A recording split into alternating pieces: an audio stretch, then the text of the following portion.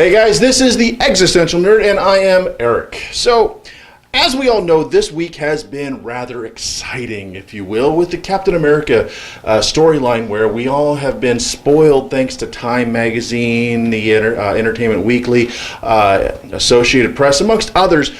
The reason being is Captain America hailed Hydra. Now, if you've read my article, I've given a bit of tried to be unbiased, but I also got some opinions from fans that I also know personally. I'm going to read those real quick for you.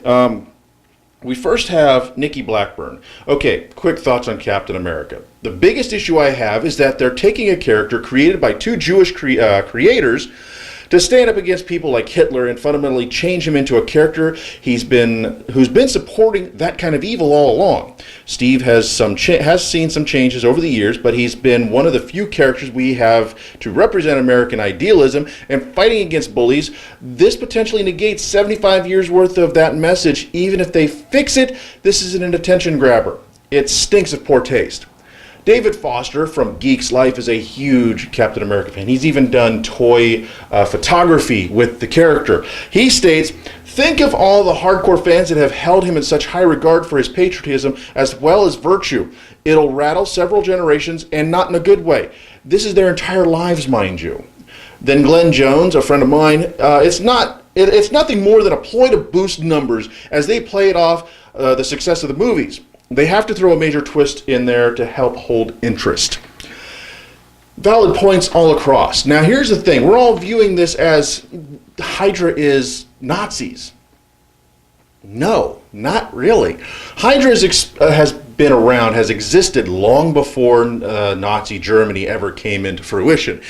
Depending on where you're at, Hydra has pre-existed most societies and civilizations. Google it if you have to, if you want to, but Hydra is an organization, the spear versus the shield type thing, which kind of progresses through time, where now we have the modern iteration of Hydra and shield. Anyway, the most recent version is based off of a Japanese organization that pre-existed Nazis again, I mean by hundreds of years, and things happened. In the TV movie cinematic universe for Marvel, Hydra has been around since the dawn of man, when the Kree came and manipulated humankind and created the Inhumans, one of which was known as Hive, a very powerful being that basically was the first, and his job was to, or her job, or its job, was to make sure that all the Inhumans worked as one unit. Of course, the non-Inhumans, the regular humans, worshipped Hive as a god. But it got to a point where the Inhumans, not wanting to be slaves, banished the Hive to another planet. But of course, Hydra continued to worship, and so on and so forth. Now, one thing that continues on in between the Marvel Comics and Cinematic Universe is the split between factions. You have, in the movies, you have two factions. The ones who go with the supreme world domination at all costs, the rich and powerful, not necessarily based on race, but use scientific methods and more human ideology. Then you have the religious fundamentalist sect, the crazies, if you will. The ones who continue to believe in the stuff about Hive being the original member of Hydra, or the start of Hydra. Neither of the two sides agreed upon what should be done and pretty much fought amongst each other on a large, grand scale. Behind the curtains, of course. Same thing going on in the comic books, where it is two factions. Red Skull's faction, which is the idealistic supremacists, where you also have Baron Zemo, who is more about world domination based off of a perfect people. Not necessarily a perfect race, but a variety of perfect people, ranging from brains, brawn, and so forth. Now, problem we're falling into is a little bit of kind of a thing. First of all, if you haven't read the comic, it bounces back and forth between modern era and pre-World War II Great Depression era, where Steve is growing up. He hasn't been inflicted with the illnesses that made him weak, where he became eligible as a perfect experiment, if you will, for the super serum experiment. We're introduced to a brand new character Eliza Sinclair. We don't know anything about her other than the fact that she is trying to recruit Steve Rogers' mom. She was in the perfect place at the perfect time when Steve's dad was beating up his mother because he was drunk and they were ticked off about something that happened at a meeting because, you know, he's broke and they're destitute and she's the only one working and he's an alcoholic. The thing is, Miss Sinclair has a lot of knowledge leading to one to believe that she knows Steve's going to be great one day. That he's going to be a hero. He's going to be able to do this. But she doesn't lay it out directly. How does she know this? Another issue with this comic, issue number 1, is the cosmic cube, the sentient cosmic cube that is also known as, I have my tablet so I can have these notes for me, guys. I do apologize. Kobik. Maria Hill is now in charge of S.H.I.E.L.D. and she makes a point that they've used this to kind of get things done with certain people, including Baron Zemo. And what if this is something that backfired on them? A couple theories. Captain America's Hydra is unknown. This is a third unknown branch that we have no idea that existed before. Who are they? What do they want? What are they doing? All this stuff. Do they align with the other two branches? And if not, what's the end goal? Because keep in mind, Captain America and Zemo are not friends, obviously, in this issue where they are discussing things, and Baron Zemo is obviously getting ready to kill Captain America. No doubt, no bones about it, he's going to kill him. Red Skull and Captain America have been bitter rivals for 75 years. So this leads to the idea that there is a third branch of Hydra that doesn't like those two branches and is trying to strive for something bigger and better. What it is, we don't know, and we don't have no idea what the end game is. That's one theory.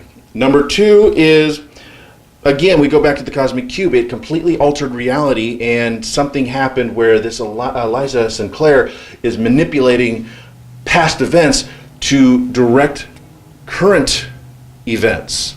Again, what's the end game? Why is this happening? Then we have, it's just a bunch of things. Like I said, the cosmic cube, the no alteration, that this all actually happened and that Captain America has always been a third arm Hydra member. And then there's just, really, that's it. And like I said, what is this third arm? What's their end goal or end game? What is the goal that they're striving for? And what's their affiliation with the other two arms? So, it's interesting. Keep in mind, folks, this comic book is not going to be just thrown out there in the first issue. There's an end game. The writers, the producers, the editors, even the artists, all have a story to tell. Captain America is one of those characters that really comes off as a wonderful character to use. He is a spy. He is one of the, he might not be the greatest spy because that belongs to Nick Fury, but he is definitely a spy for S.H.I.E.L.D. He does things for the government. He is one of the greatest soldiers ever in the Marvel Cinematic Universe. So he's, again, great for these kind of stories.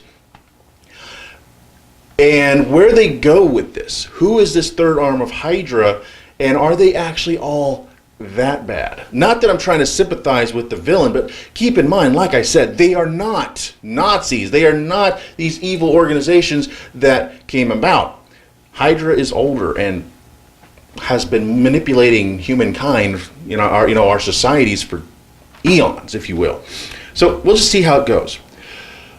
I want to keep an open mind about this story. I really do. As you've read my article on notesandnerds.com, it is hard because we have Captain America and we understand who he is for years, 75 years at that.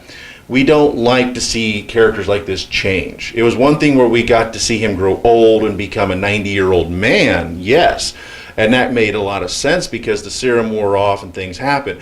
But to see him suddenly go, "Hail Hydra," it goes against the grain of everything we've ever known about this character. Folks, I'm going to try to keep up with this over the course of the series.